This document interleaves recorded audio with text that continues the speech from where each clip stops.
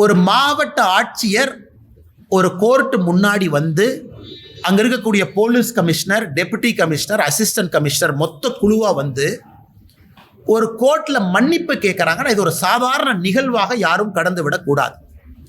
ஏன்னா ஒரு ஸ்டேட், ஒரு மிஷினரி, முதலமைச்சர் கோட்டையில் இருக்கிறான். ஆனா அந்த மாவட்டத்திற்கான கவர்மெண்ட் யாருன்னா இவங்க தான். இவங்க வேண்டுமென்றே தவறு செய்திருந்தால் இவர்களை தவறு செய்ய சொன்னது யார்?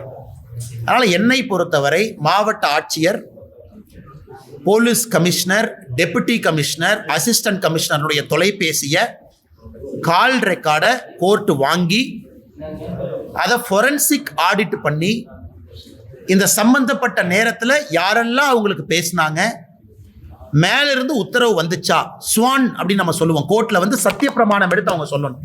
அதாவது அந்த கோர்ட்டின் முன்பு சத்திய பிரமாணம் எடுத்து ஒரு அதிகாரி சொல்லணும், நான் சொல்வதெல்லாம் உண்மை. அந்த மாதிரி இன்னைக்கு திருப்பரங்குன்றம் விவகாரத்தில் ஆட்சியர், police commissioner, deputy commissioner, assistant commissioner 4 பேரும் ஸ்வான் சத்திய பிரமாணம் செய்து உண்மையை சொல்லணும். யார் ஃபோன் பண்ணா, யார் 144 போட சொன்னா, 144 போட்டதே ஃப்ராடுன்னு திருப்பரங்குன்றத்தினுடைய இஷ்யூல மதுரை ஹைகோர்ட் டிவிஷன் பெஞ்ச் சொல்லிட்டாங்க. ரெக்கார்டை பார்த்தோம், அதே ஃப்ராடுன்னு. அப்படி இருக்கும் பொழுது இல்லாத ஒரு ரெக்கார்டை உருவாக்கி 144 போட்டிருக்கிறாங்க. அதனால் அவர்கள் மன்னிப்பு கேட்டது பத்தாது. மாண்புமிகு நீதியரசர் அவர்கள் இன்னும் ஒரு படி முன்னாடி போய் அவங்களுக்கு யாரு ஃபோன் பண்ணாங்க அந்த காலகட்டத்தில் அப்படிங்கிறதையும் கண்டுபிடித்து அவங்கள சத்திய பிரமாணம் செய்து இதையெல்லாம் சொல்ல வைச்சா தான் உண்மையான இஷ்யூ வெளியே வரும்.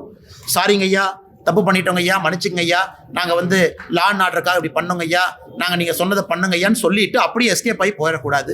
அதனால் நீதியரசர் அவர்கள் இதை கடுமையாக எடுக்கணும். அப்போ தான் இன்னொருக்கா தப்பு பண்ணுற அதிகாரிக்கு புத்தி வரும். தமிழ்நாட்டில் எங்கேயாச்சும் ஒரு அதிகாரி நேர்மையாக தான் இருக்கிறாங்க பாவம், அந்த அதிகாரியை ஃபோன் பண்ணி தொந்தரவு பண்ணி தப்பு பண்ணுங்கன்னு எங்கேயாச்சும் சொன்னாங்கன்னா அது நடக்கக்கூடாது என்பதற்காக இந்த திருப்பரங்குன்றம் இஷ்யூல நீதியரசர் அவர்கள் இந்த அதிகாரிகளை வைத்து உண்மையை கண்டுபிடித்து மக்களுக்கு சொல்ல வேண்டும் என்பது எங்களுடைய வேண்டுகோள்.